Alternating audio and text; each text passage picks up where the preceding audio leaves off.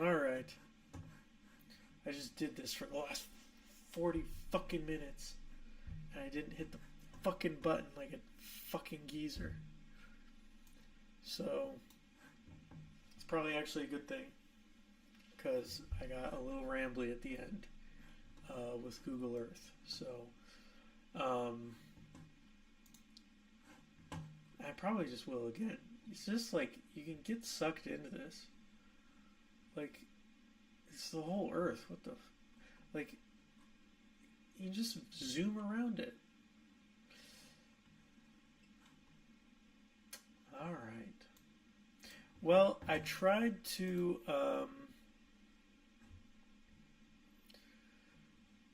I thought I would kind of set this up in City Skylines. There's this other YouTube account called Do Not Eat 01. And I think the guy who made it has a podcast. I could probably find his name and give him better attribution.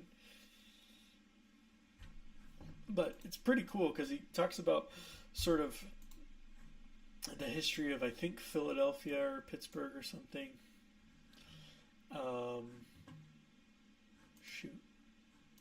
Started this in the wrong window. Yeah, and he does it in the game City Skylines.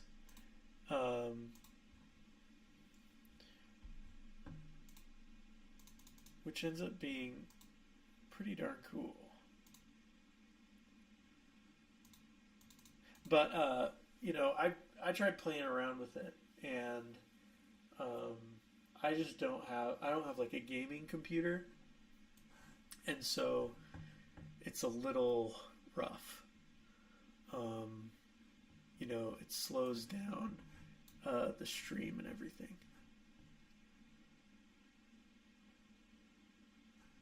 But I guess we can try it out. Because it does end up being a sort of... It does sort of set up some of the topics, I guess. So, one thing I'll look at quick is...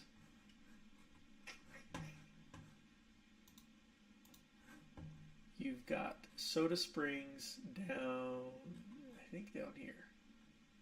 Is this Soda? Yes.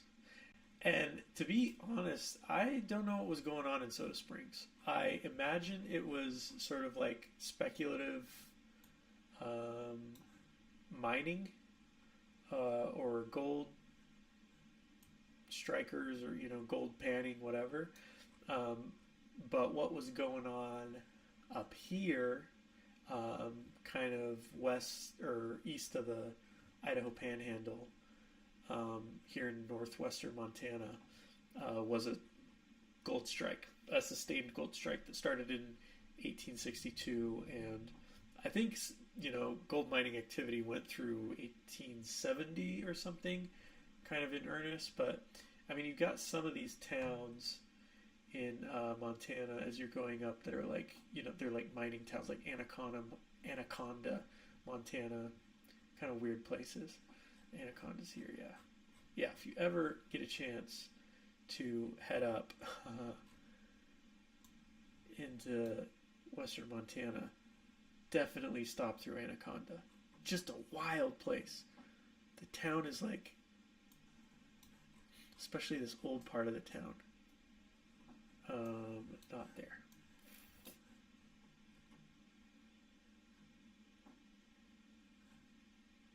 Yeah, maybe. More like up in here, I think. It's like split in half. It's so weird.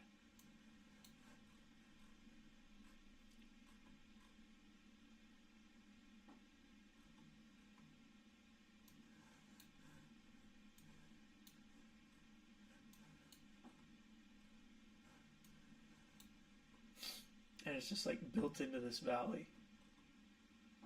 Definitely check it out if you have a chance. but yeah, so you've got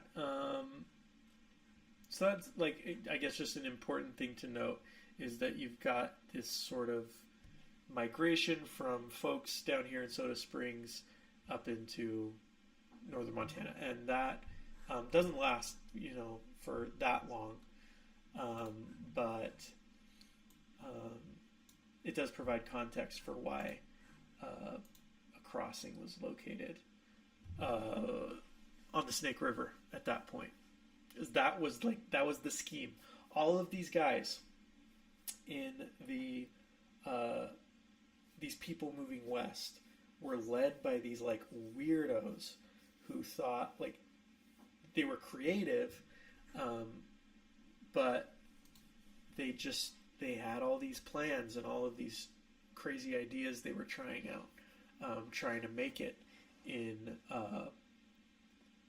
the West, and some of that ended up being infrastructure projects like river crossings, bridges, stagecoach lines, stagecoach stations, and different things like that. So, really a wild time where, people had this kind of manic energy, it seems like.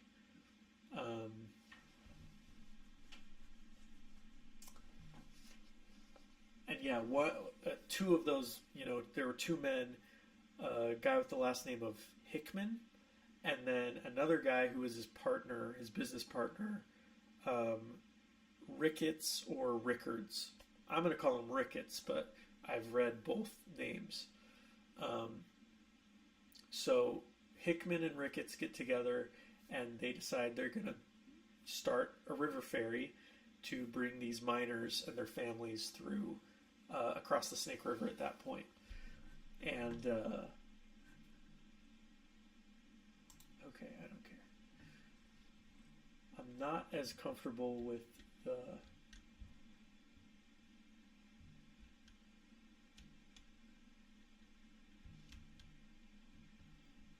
F. Yeah, F starts to angle me down.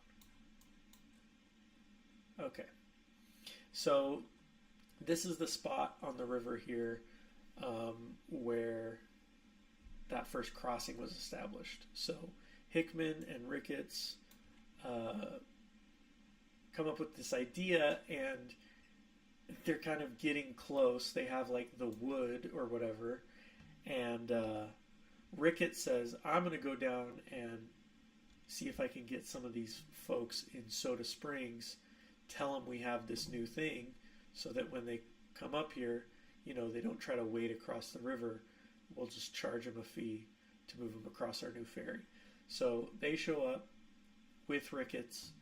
200 people show up from Soda Springs trying to get into Montana. And they show up on June 18th, and Hickman hasn't been working hard enough. And the ferry's not done yet. And so he and Ricketts bust their ass over the next 2 days, and they get it done.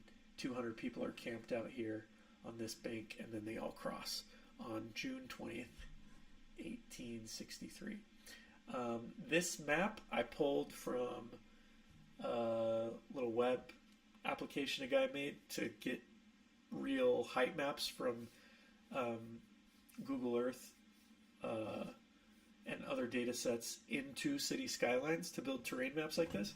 And you don't see the mountain ranges that are way out here, which travelers on clear days definitely would have seen in the distance. But there is this peak right here. This is called Shattuck's Butte, and this is a cinder cone volcano that is still there. So yeah, I actually don't want to spend too much time, I don't think, really like building out a bunch of stuff in the game here, because, well, one, I just don't have like the assets in City Skylines to like give a feel for what was going on here. Well, I built that way too far back.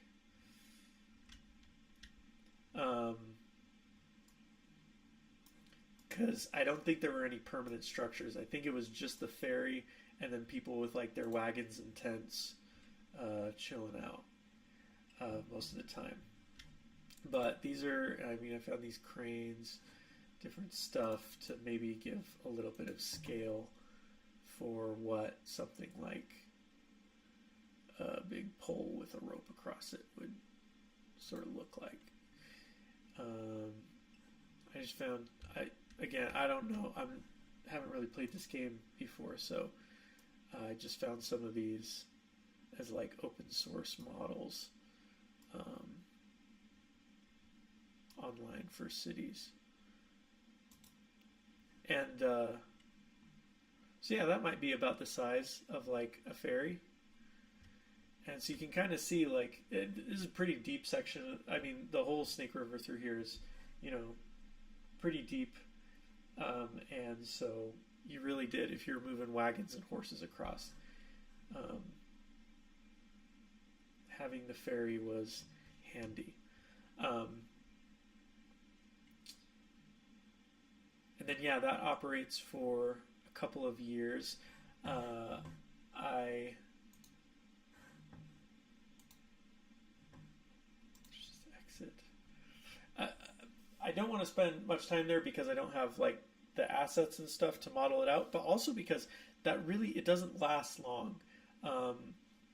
Ricketts and Hickman, or one or the other of them, I think one of them bails out pretty quick, but they operate it for a little while and then they get bought out by a guy, James Madison Taylor, who's considered like the founding father of Idaho Falls.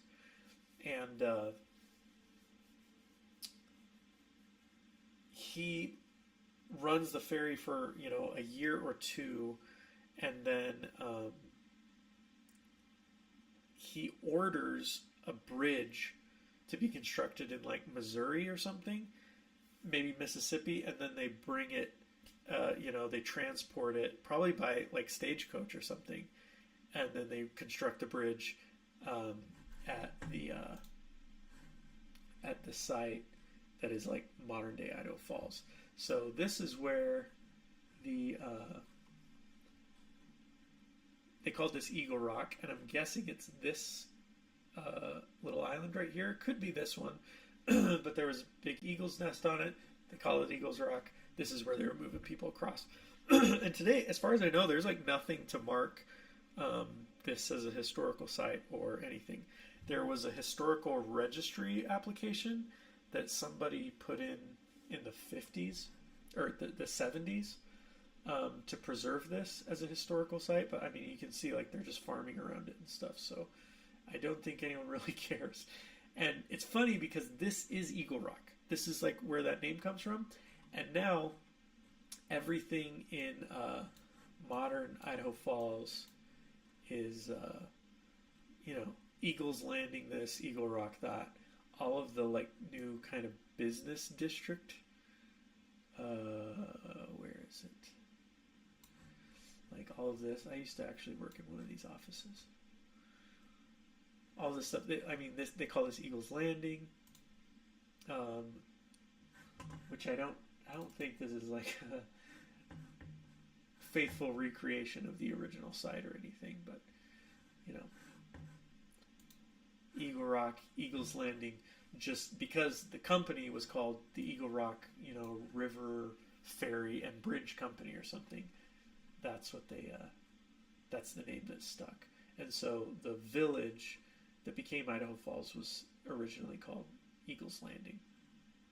This is a modern replica of Taylor's Bridge, made out of steel, but you know, Taylor's Bridge was a wood bridge, but it did go across, you know, at this point. And so, you know, working in Idaho Falls, I thought this was Eagles Rock right here, but it's actually just that place way upriver nobody cares about. I also took my family to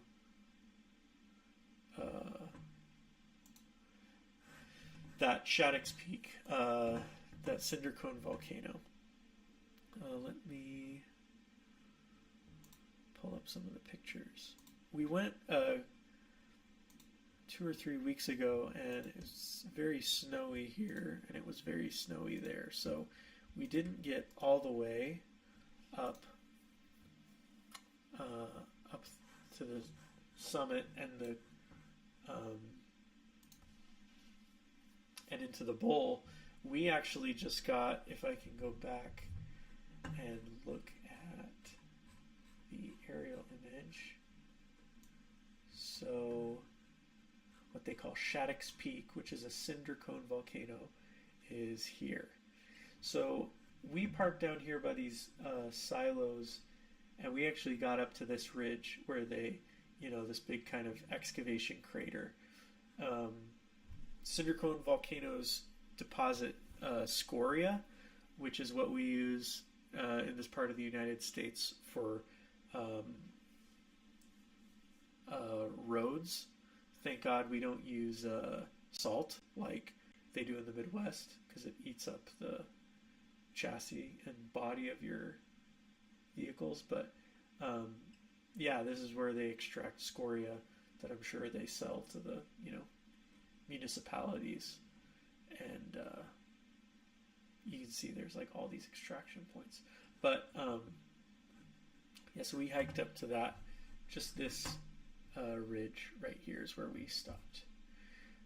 So you can see that's the top of that ridge there. Pictures of some of the rocks climbing up.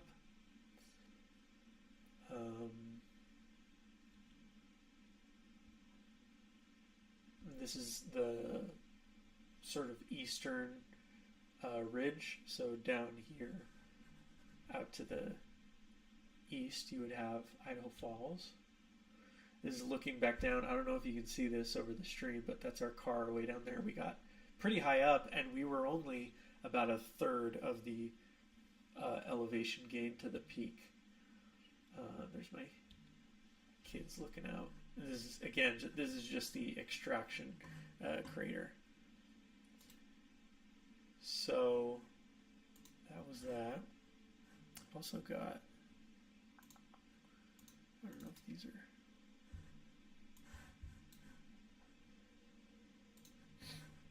this is a video making our climb up, and then I got one once we got to the top of that ridge as well.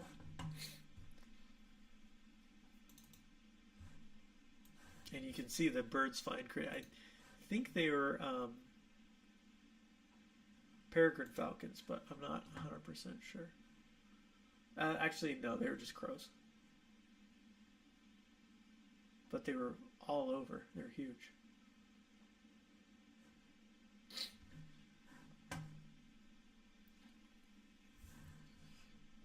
Hopefully you can't hear the sound. It's my 2-year-old crying.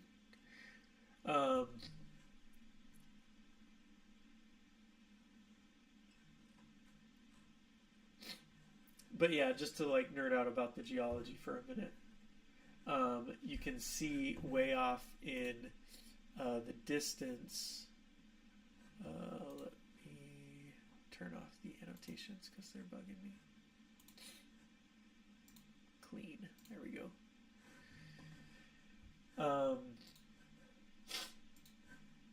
You can see these kind of huge buttes out in the desert here. So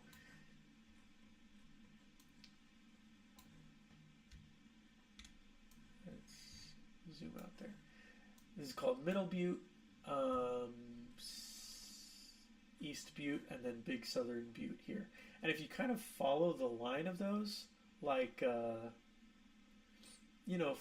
finding like stars off constellations and stuff, almost the line from those three buttes brings you to Shattuck's here. But then you've also got two buttes out here that are bigger than Shattuck's. I've gone too far, I think. Outside Rexburg, Idaho.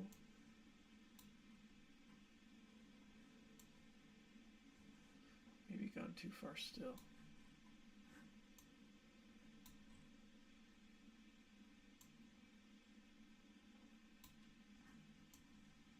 Okay.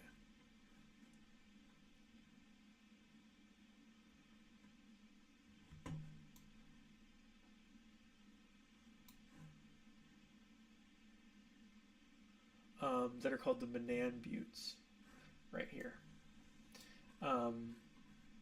So growing up in Sugar City, Rexburg, we always called this our mountain, but you've got these twin cinder cone volcanoes here. And if you just kind of go and check out this area, so I mean, this whole sort of northeastern corner of the Snake River Plain, they're everywhere. You just find them like all over the place.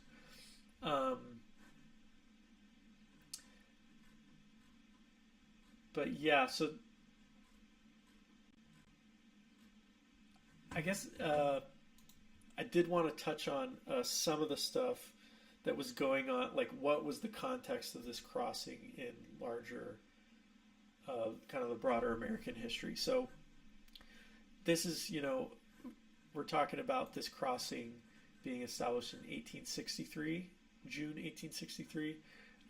30 years before that, you've got extermination and relocation of Native Americans out of the eastern United States.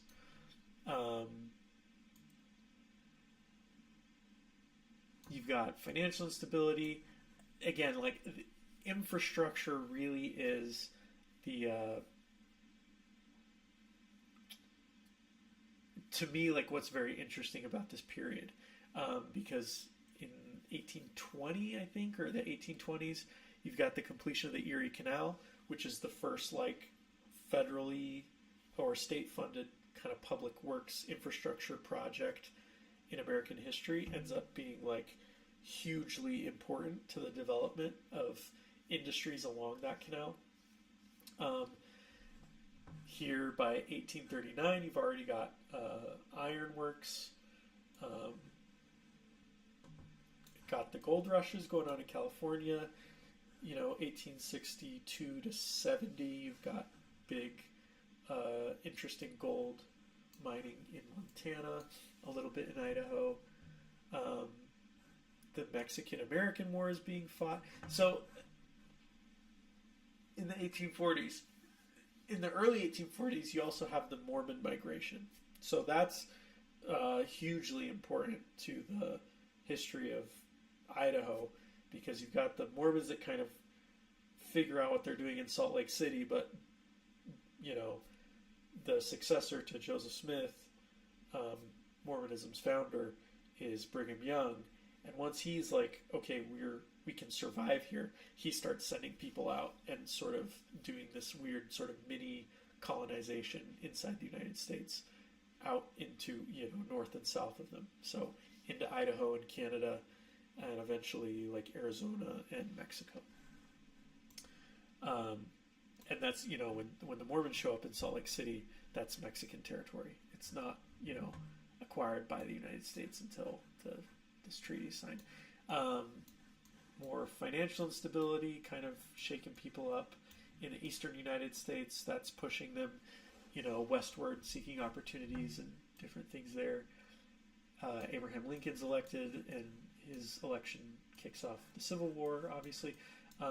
This is really interesting to me, is that during all this, I think of like, if I were the president and I had just instigated a civil war in the country, I wouldn't have time for much else besides dealing with that. But Lincoln is interested in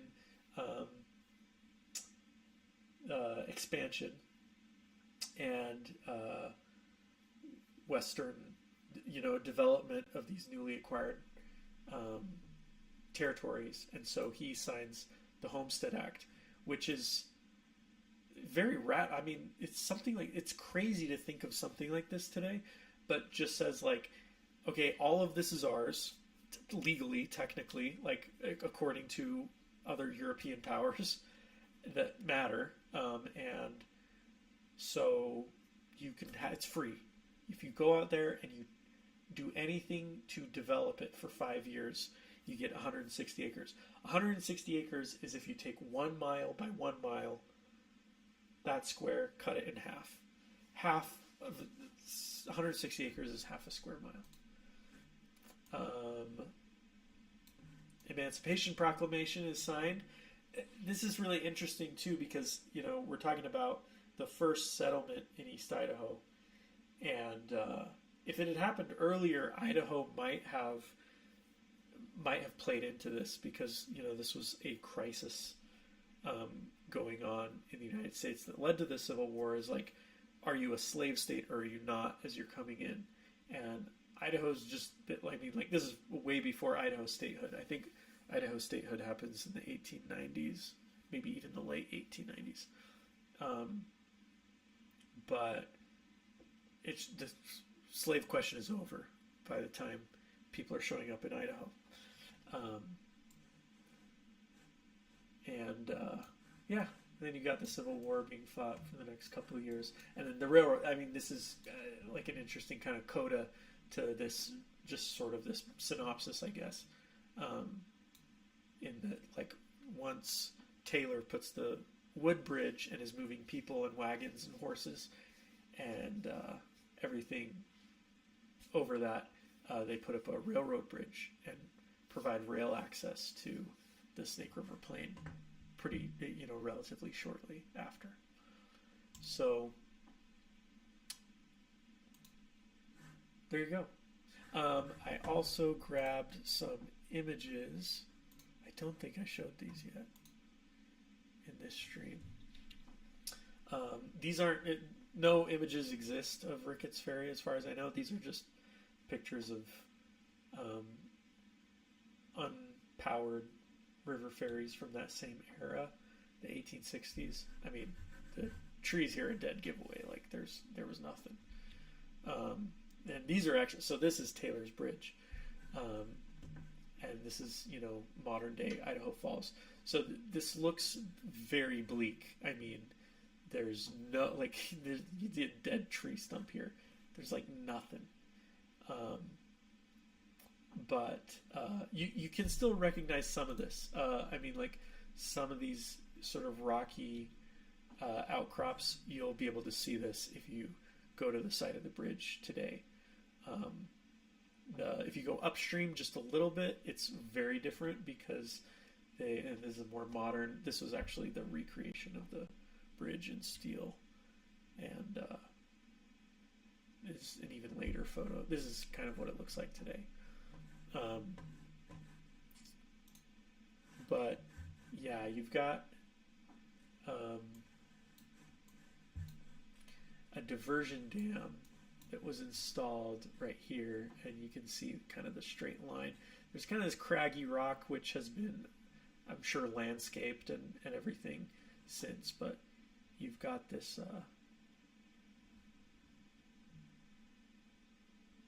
this diversion dam that's totally changed the hydrology of the area there. And then I think this is, you've got a power station right here. So yeah, so I guess I think what I probably want to talk about next time is very important and serious historical precursor to even Ricketts Ferry.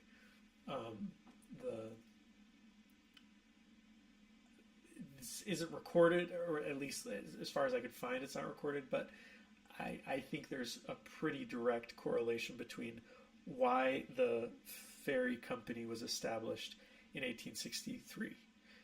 Because 1 year earlier, you have a huge show of force by the American military against the Native American tribe that was prominent in this area that really opens the door to more Western people coming through.